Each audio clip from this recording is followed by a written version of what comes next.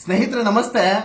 ನೋಡಿ, ಈ ಅಯ್ಯಪ್ಪ ಸ್ವಾಮಿ ಪ್ರಸಾದ ಅಂದ್ರೆ ಸರ್ವೇ ಸಾಮಾನ್ಯವಾಗಿ ಏನಾಗುತ್ತೆ, ಅಯ್ಯಪ್ಪ ಸ್ವಾಮಿ ಭಕ್ತರು ನಾವೇನು ಅಯ್ಯಪ್ಪ ಸ್ವಾಮಿಗೆ ಹೋಗ್ತೀವಿ, ನಮ್ಮ ಸ್ನೇಹಿತರು ಅವರ ಭಕ್ತ ಮಂಡಳಿ ಏನಿದೆ ಎಲ್ಲ ಅಯ್ಯಪ್ಪ ಸ್ವಾಮಿಗೆ ಹೋಗ್ತಾರೆ. ಈ ಪ್ರಸಾದವನ್ನು ದಯಮಾಡಿ ಯಾರು ತಗೊಳ್ಬೇಡಿ, ಇದನ್ನ ಯೂಸ್ ಮಾಡಬಾರ್ದು ಮತ್ತು ಸಾರ್ವಜನಿಕರಿಗೆ ಅಥವಾ ಭಕ್ತರಿಗೆ ಇದನ್ನ ಮಾರಾಟ ಮಾಡಬಾರ್ದು ಅಂತ ಸುಪ್ರೀಂ ಕೋರ್ಟ್ ಆರ್ಡರ್ ಇದೆ.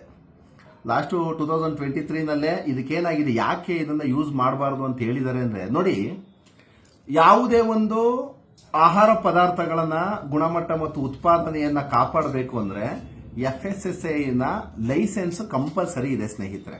ಯಾವುದೇ ಒಂದು ಆಹಾರವನ್ನ ನಾವು ಸಾರ್ವಜನಿಕರಿಗೆ ನಾವು ಮಾರುಕಟ್ಟೆನಲ್ಲಿ ವ್ಯಾಪಾರ ಮಾಡ್ತೀವಿ ಅಂದ್ರೆ ಅದಕ್ಕೆ ಒಂದು batch number, license number, ingredients, ಈ ಆಹಾರವನ್ನು ಉತ್ಪಾದನೆ ಮಾಡೋದಕ್ಕೆ ಏನೇನು ಹಾಕ್ತೀವಿ ಅಂತ ಅದನ್ನು ಕೊಡಲೇಬೇಕಾಗ್ತದೆ.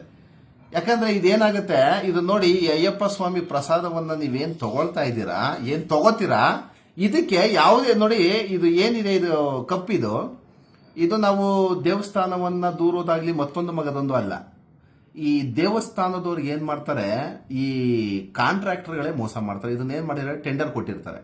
ಈ ಟೆಂಡರ್ ಅವ್ರಿಗೆ ಈ ಲೈಸೆನ್ಸ್ ತಗೊಂಡಿದಾರ ನೋಡಿ. ಯಾವುದೇ ನೀವು ನಮ್ಮ ಭಾರತ ದೇಶದಲ್ಲಿ ಲೈಸೆನ್ಸ್ ಇಲ್ದಲೆ ಯಾವುದೇ ಆಹಾರ ಉತ್ಪನ್ನಗಳನ್ನ ಮಾರಾಟ ಮಾಡೋ ಹಾಗಿಲ್ಲ ಸಾರ್ವಜನಿಕರಿಗೆ. ಇದು ಮನವರಿಕೆ ಇರಲಿ. ಯಾವುದೇ ಒಂದು ಆಹಾರ ಪದಾರ್ಥಗಳನ್ನ ನೀವು ತಗೊಂಡಾಗ, ನಾವು ಯಾವ್ದೊಂದು ಅದು ಅಂಗಡಿಗಳಲ್ಲಿ, ಸೂಪರ್ ಮಾರ್ಕೆಟ್ ಅಲ್ಲಿ ತಗೊಂಡಾಗ ನೋಡಿಬೇಕಾದ್ರೆ ಯಾವುದೇ ಒಂದು ಆಹಾರ ಉತ್ಪನ್ನಗಳಲ್ಲಿ ಮ್ಯಾನುಫ್ಯಾಕ್ಚರಿಂಗ್ ಡೇಟ್ ಇರುತ್ತೆ, ಎಕ್ಸ್ಪೈರಿ ಡೇಟ್ ಇದ್ದೇ ಇರುತ್ತಲ್ವಾ. ಇದು ಆಹಾರ ಪದ್ಧತಿ, ಇದು ಆಹಾರವಾದ ವಸ್ತು, ಇದು ನಾವು ತಿನ್ನುವಂಥದ್ದು. ಇದಕ್ಕೆ ಮ್ಯಾನುಫ್ಯಾಕ್ಚರಿಂಗ್ ಡೇಟ್ ಇಲ್ಲ, ಎಕ್ಸ್ಪೈರಿ ಡೇಟು ಇಲ್ಲ. ಇದನ್ನೇ ಮೂಲಗಂಡಂತಹ ಸುಪ್ರೀಂ ಕೋರ್ಟು ಇದನ್ನ ಮಾರಾಟ ಮಾಡಬಾರ್ದು ಅಂತ ಕಂಡೀಷನ್ ಹಾಕಿ ಲಾಸ್ಟ್ ಇಯರ್ 2023ನಲ್ಲಿ ನೀವೆಲ್ಲ ಒಂದಷ್ಟು ವಿಡಿಯೋಗಳನ್ನ ನೋಡಿರ್ತೀರಾ. ಅದೇ ಅಯ್ಯಪ್ಪ ಸ್ವಾಮಿ ಇದು ಟ್ರಸ್ಟ್ ಏನ್ ಮಾಡುತ್ತೆ, ಎಲ್ಲ ಡೆಸ್ಟ್ರಾಯ್ ಅನ್ನ ಮಾಡಿರ್ತಾರೆ, ಎಲ್ಲ ಹೊರಗಡೆ ಹಾಕಿ ಮಾಡಿರ್ತಾರೆ, ಡೆಸ್ಟ್ರಾಯ್ ಮಾಡಿ ಅಂತ ಸುಪ್ರೀಂ ಕೋರ್ಟ್ ಆರ್ಡರ್ ಇರುತ್ತೆ. ಅದ್ರ ಪ್ರಕಾರ ಈಗ ಹೋದ ವರ್ಷನೇ ಲಾಸ್ಟ್ 2023ನಲ್ಲಿ ಡೆಸ್ಟ್ರಾಯ್ ಮಾಡ್ತಾರೆ ಎಲ್ಲ ಓವರ್ ಆಲ್. ಆಮೇಲೆ ಸುಪ್ರೀಂ ಕೋರ್ಟ್ ಆಫ್ ಇಂಡಿಯಾ ಏನಂದಿದೆ ಅಂದ್ರೆ, ಸರ್ಟೇನ್ ಗೈಡ್ಲೈನ್ಸ್ ಆಫ್ FSSAI ಅಂದ್ರೆ ಫುಡ್ ಸೇಫ್ಟಿ ಆಕ್ಟ್ ನ ಪ್ರಕಾರ ಏನಿದೆ, ಇದನ್ನೆಲ್ಲ ಲೈಸೆನ್ಸ್ ನಂಬರ್ ಪ್ರಕಾರ ನೀವು ಉತ್ಪನ್ನ ಮಾಡಿ ಭಕ್ತರಿಗೆ ನೀವು ಮಾರಾಟ ಮಾಡಬಹುದು ಅಂತ ಹಾಕಿದೆ. ಆಮೇಲೆ ನೋಡಿ, ಸರ್ವೇ ಸಾಮಾನ್ಯವಾಗಿ ಇದು ಎಷ್ಟು ಈ ನಾವೇನಾಗುತ್ತೆ. ಆಮೇಲೆ ಇನ್ನೊಂದು ಉದಾಹರಣೆ ಏನು ಅಂದ್ರೆ, ಯಾಕೆ ಇದನ್ನ ನಾವು ಹೇಳ್ತೀವಿ ಅಂದ್ರೆ, ಈಗ ನೋಡಿ, ನಾವು ತಿರುಪತಿ ದೇವಸ್ಥಾನದಲ್ಲಿ ವರ್ಷಾನ್ಗಟ್ಲೆಯಿಂದ ನಾವು ಹೋಗ್ತೀವಿ. ಯಾರೇ ಆದ್ರೂ ನಾವು ಪ್ರತಿ ವರ್ಷನೂ ಒಂದೊಂದ್ಸಲ ಫ್ರೀ ಮಾಡ್ಕೊಂಡು ಹೋಗಿ ಬರ್ತಾರೆ.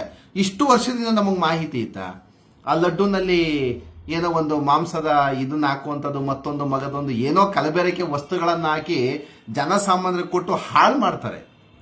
ನಾವು ಇಲ್ಲಿ ಹೋಗೋದು ಭಕ್ತಿಯಿಂದ.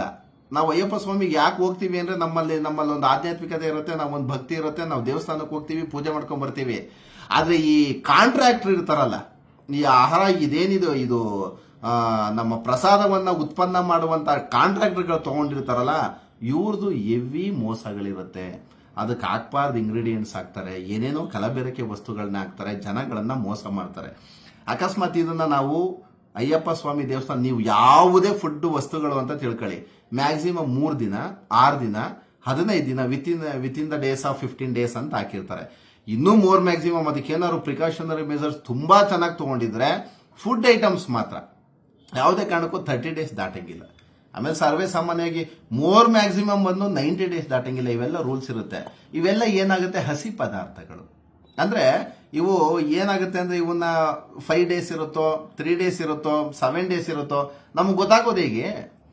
ನಾವು ಅದರಲ್ಲೂ ನಮ್ಮ ಕರ್ನಾಟಕದಲ್ಲಿ, ಅದು ದಕ್ಷಿಣ ಭಾರತದಲ್ಲಿ ತುಂಬಾ ಫೇಮಸ್ ಇರುವಂತ ದೇವಸ್ಥಾನ ಅಯ್ಯಪ್ಪ ಸ್ವಾಮಿ ದೇವಸ್ಥಾನ.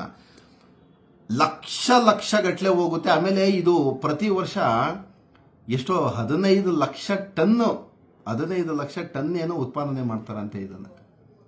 ಇದನ್ನ ನೋಡಿ, ಸುಮ್ಮನೆ ಕ್ಯಾಶುವಲ್ ಆಗಿ ಯೋಚನೆ ಮಾಡೋದು, ಈ ಸುಮ್ಮನೆ ಡಬ್ಬ ಕೊಟ್ಟಿದ್ದಾರೆ, 100 ರೂಪಾಯಿ ಚಾರ್ಜ್ ಅಂತೆ, ಒಂದು ಬಾಕ್ಸ್ ಅಲ್ಲಿ ಏನೋ 10 ಇರ್ತಾವಂತೆ, 1000 ರೂಪಾಯಿ ಅಂತೆ. ಇದಕ್ಕೆ ಲೈಸೆನ್ಸ್ ಇಲ್ಲ, ಬ್ಯಾಚ್ ನಂಬರ್ ಇಲ್ಲ, ದುಡ್ಡಿಲ್ಲ, ಮ್ಯಾನುಫ್ಯಾಕ್ಚರ್ ಡೇಟ್ ಇಲ್ಲ, ಎಕ್ಸ್ಪೈರಿ ಡೇಟ್ ಇಲ್ಲ. ಇದನ್ನ ತಗೊಬಂದು ಹೇಗೆ ತಿನ್ನೋದು, ಒಳಗಡೆ ಏನ್ ಇಂಗ್ರೀಡಿಯೆಂಟ್ಸ್ ಏನ್ ಹಾಕಿದ್ದಾರೆ. ಆ ಕೇರಳ ಗೌರ್ಮೆಂಟ್ಗೆ ಸುಪ್ರೀಂ ಕೋರ್ಟ್ ಆಫ್ ಇಂಡಿಯಾ ಅದಕ್ಕೆ ಸರ್ಟೇನ್ ಇದನ್ನ ಕೊಟ್ಟು, ಡೈರೆಕ್ಷನ್ ಕೊಟ್ಟು, ಕರೆಕ್ಟಾಗಿ ಮಾಹಿತಿ ಕೊಟ್ಟು ಸಾರ್ವಜನಿಕರಿಗೆ ಮಾರಾಟ ಮಾಡಿ ಅಂತ ಹೇಳಿದ್ದಾರೆ. ಅದನ್ನು ಗೈಡ್ಲೈನ್ಸ್ ಫಾಲೋ ಮಾಡಲ್ಲ ಕೇರಳ ಗೌರ್ಮೆಂಟ್ಗೆ. ಸಾರ್ವಜನಿಕರಿಗೆ ಅವ್ರಿಗೇನು ಅಂದ್ರೆ ದುಡ್ಡು ಬೇಕಷ್ಟೇನೆ. ಗೌರ್ಮೆಂಟ್ಗೆ ದುಡ್ಡು ಬೇಕು, ಆ ದೇವಸ್ಥಾನದವ್ರಿಗೆ ದುಡ್ಡು ಬೇಕು ಅಷ್ಟೇನೆ. ಈ ದೇವರ ಹೆಸರಿನಲ್ಲಿ ದಂಧೆಗಳನ್ನು ಮಾಡ್ತಿದ್ದಾರೆ ನೋಡಿ. ಅಯ್ಯಪ್ಪ ಸ್ವಾಮಿ ಪ್ರಸಾದವನ್ನು, ಈ ಪ್ರಸಾದವನ್ನು ದಯಮಾಡಿ ಯಾರೂ ಸಹ ತಗೊಳ್ಬೇಡಿ ಸ್ನೇಹಿತರೆ. Thank you.